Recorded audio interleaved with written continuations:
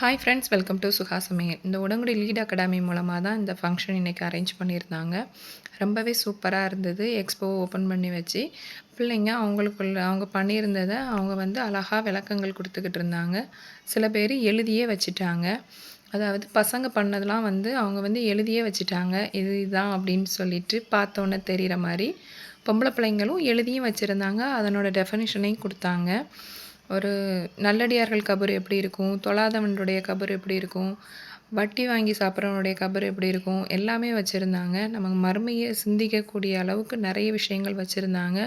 உலக வாழ்க்கை உறுதியானதே இல்லை, மறுமையை என்றைக்குமே மறக்கக்கூடாது அப்படிங்கிறதுக்கு நிறைய உதாரணங்கள் வச்சுருந்தாங்க. எல்லாமே பசங்க நல்லா சூப்பராகவே பண்ணியிருந்தாங்க.